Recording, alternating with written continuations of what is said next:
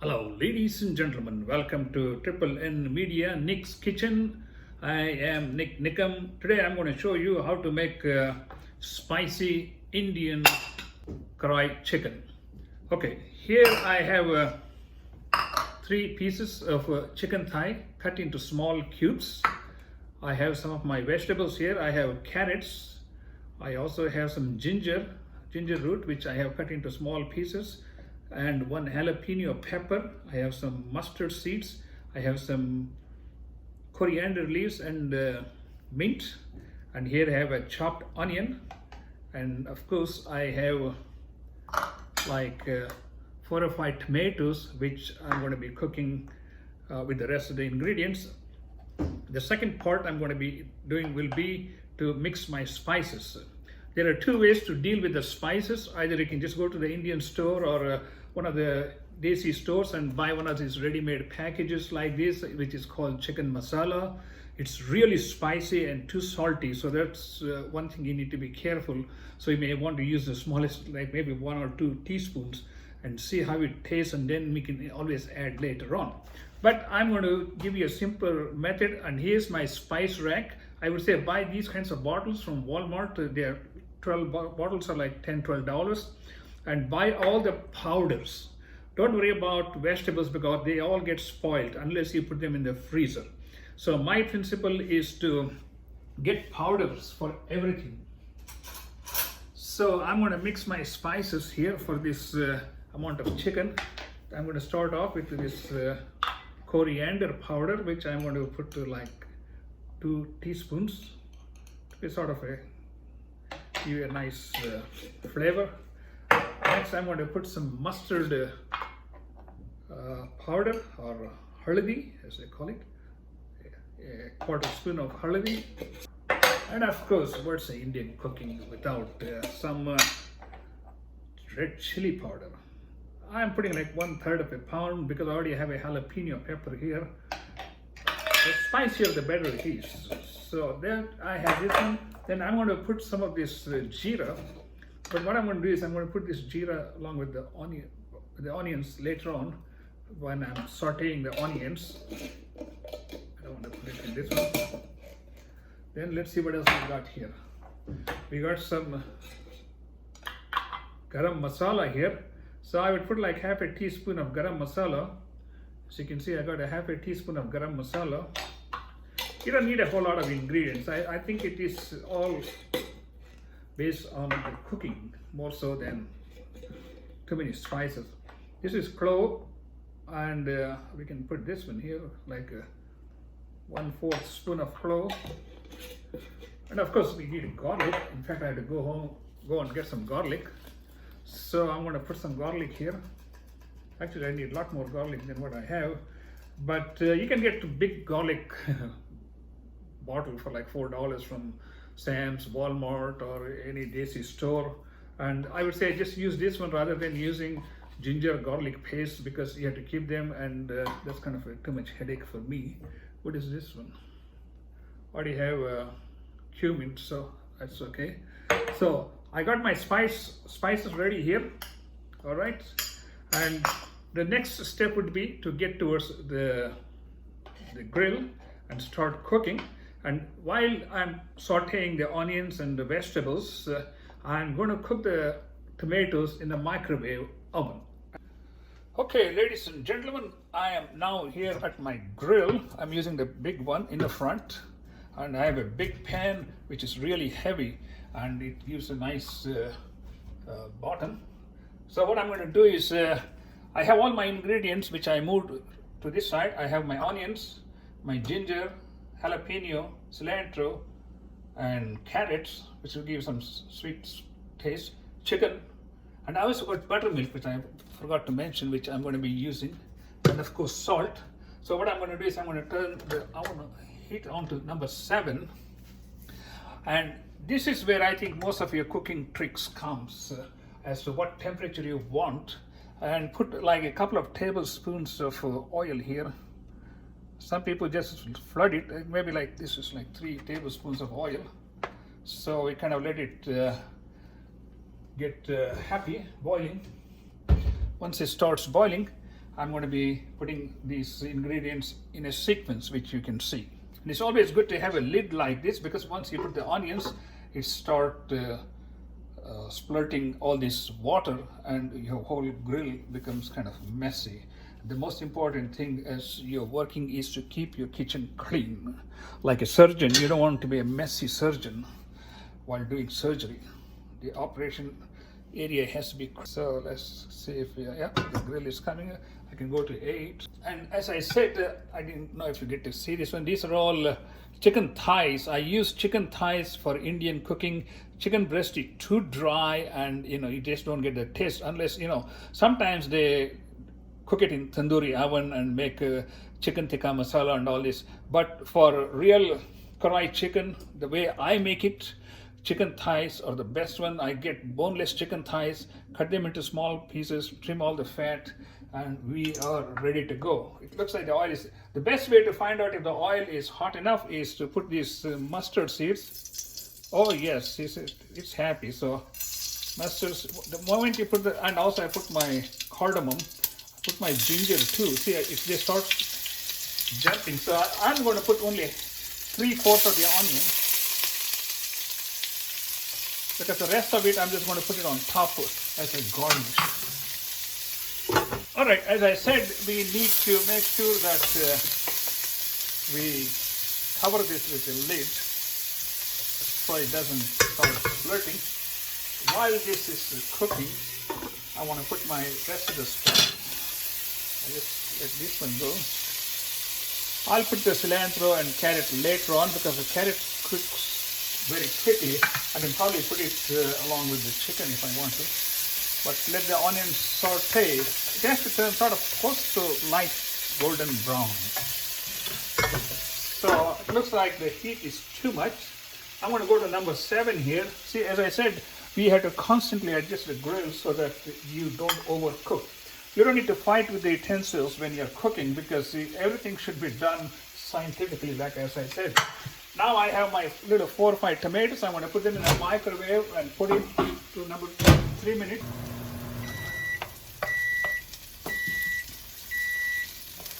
These are all cooked, so let's see if we need to spread it out.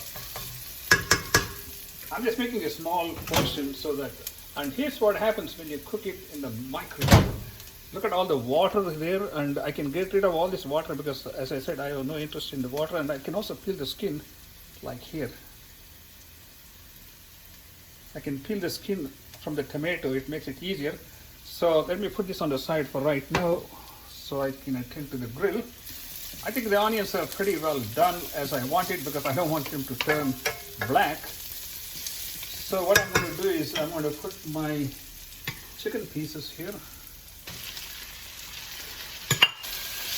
From this time onwards, I think we can leave the stove to like 4 or 5. We never have to go high. All right, so we got this one. Let the chicken cook for some time. And this is a good time to put some salt here.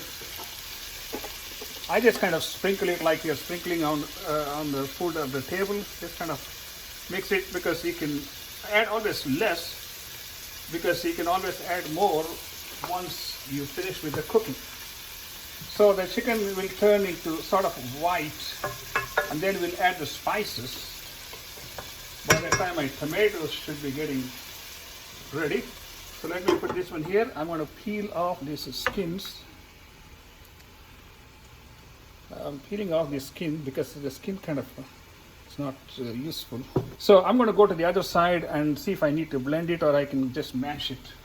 I'll be back while this is cooking. Okay, let me explain to you what I did. I removed the skin from the tomatoes. I put them in a blender for like 1 minute. Now it will become a nice juice. I'm going to cook it for 3 more minutes in the microwave so that it will evaporate some more water. And let's see what's happening. Oh, the chicken is getting happier and happier. You can see it's nice, warm. And see, nothing is sticking to the pan because 1, I have added enough oil. Number 2, I have put the heat down because there's no point in fast cooking. This is not fast cooking. This is gourmet cooking. And And as you can see, the chicken is getting cooked. At least you had to put a timer for like 30 minutes. From the time you put the chicken on, you had to cook it for 30 minutes for the chicken so that it is fully cooked. So that's another thing we have to keep in mind. At this time, let's see. I'll wait a few more minutes before I need for it to go for another 5 to 10 minutes. So I want the meat to be cooked before I put the spices and other ingredients. This onion, and usually I put the rest of the onions and some cilantro on top when it's all finished. Okay, I know my tomatoes are cooked because it cuts down the time we spend here, and we don't want too much water because I'm trying to make it like a nice thick Karhai chicken. Okay, that is looking better and better. So what I'm going to do is now I'm going to sprinkle my spices. There we go. Okay, so the spice part is done. Now we have to be a little bit careful because it's going to stick.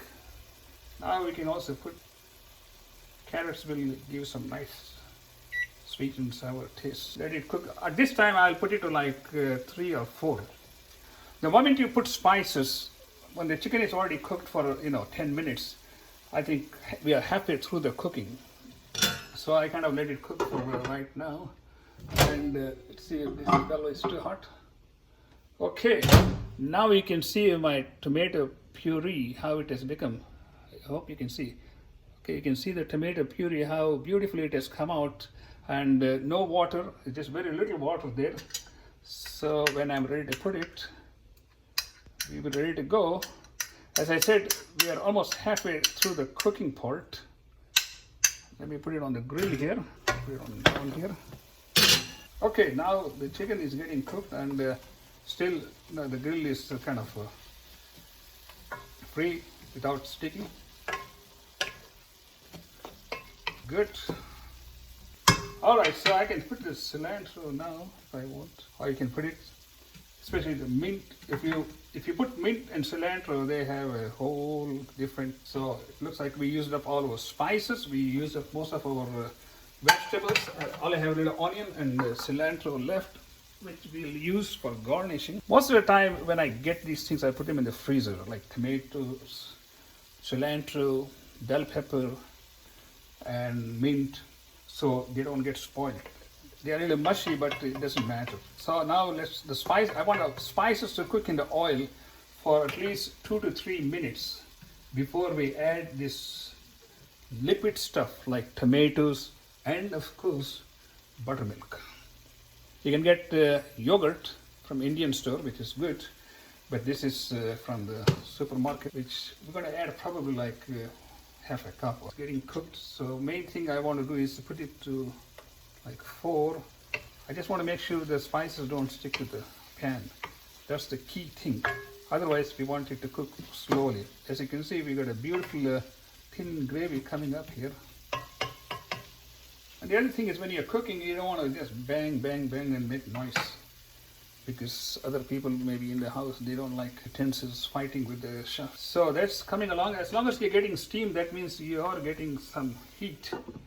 And that's the. Let me put a timer here. I want to cook for another 15 minutes altogether, so I know when I have reached my target. We've been cooking for 15 minutes, but the whole process will probably take about 30 minutes. But now I think the chicken is getting nice color, and this is a good time to add one of these ingredients, not both of them, because then it gets too watery. So let us put this. Alright, so we're going to pour this tomato puree I created. I think I have a lot of tomato. So now the chicken is going to get happy because it's getting a lot of water. Okay, the tomatoes are here, bubbling, which means we have enough heat. If you got too much steam coming, that means the heat is too much. Now it's my time to see if my spices are okay. A little spicy, but it's going to be neutralized by when I put the buttermilk. Well, you can see how beautifully the color is changing. Okay, now I got a beautiful golden color here, and it has to just cook for another 12 minutes. I'll give it another 5 minutes for it to cook. close the lid. So while this is cooking, I'm ready to clean up the stuff which I don't need. Well, it's been 5 minutes since I put the 15-minute timer. Let's see how it looks. Well, as you can see, it is nice and thick and it is coming out. Nice gravy here. I guess you can see this one. And let's make it a little more delicious by adding a little butter. Let me see if you can see it. I just kind of cover it just to kind of cover some area of the meat. And now all I have to do is put it on low heat like number 3, because I can see the steam coming, and that's all, because I just want the ingredients to cook, because I don't need to evaporate any more steam. And when the buttermilk blends with the rest of the stuff, all the spicy stuff which I put will become kind of well distributed, and we'll be ready to taste this. While this is getting cooked, I usually do is I put these onions now like a garnish on top of that. And so I mean, that's what people do, you know, when they get curry they put onions. So I save an extra step for them. My fresh onions are here, and of course I need more cilantro, but I can just put this one here. All right. Okay, you can see now it's become a nice thick chicken, Karhai chicken. So I think we are almost ready for this. I think the alarm is, there goes our 5-minute microwave alarm. That means we are ready to go. So what I'm going to do is I'm going to turn off this one. I'm going to warm my roti for about maybe 40 seconds. In the meantime, let me get my plate ready here. Some chicken.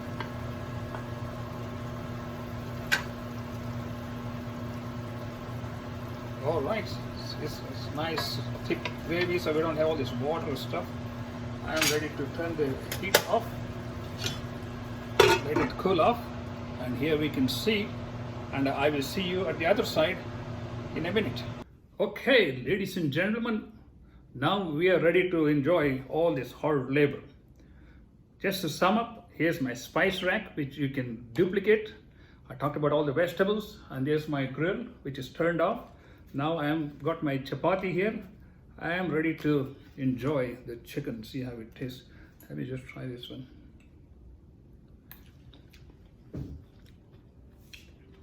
Great.